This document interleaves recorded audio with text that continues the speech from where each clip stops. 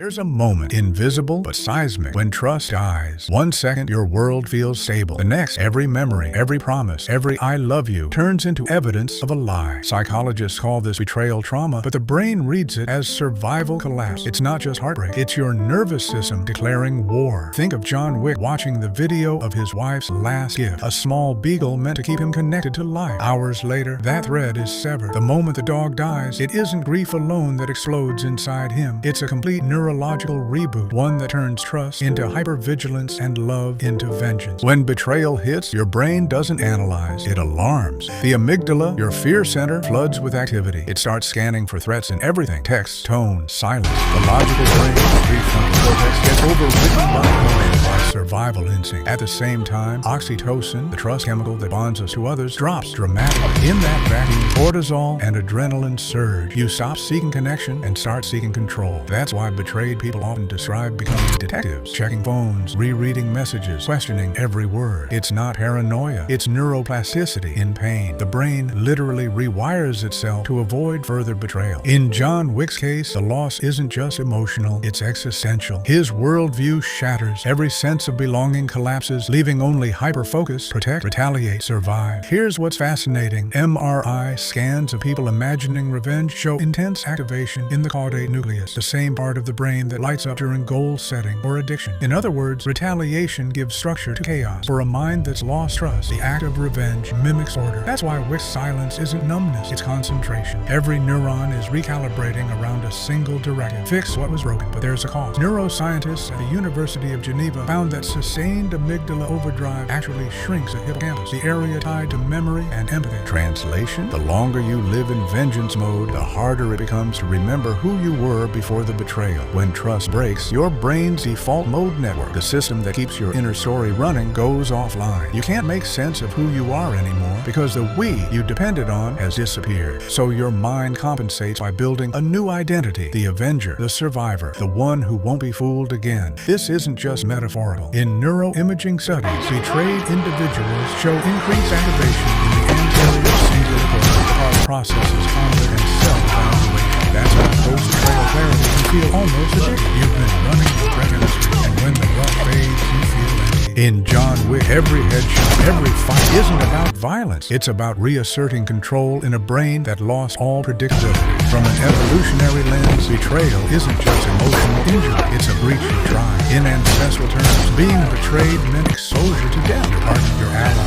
you could no longer be trusted. That's why our brains evolved to respond with retaliation impulses, not out of malice, but out of protection.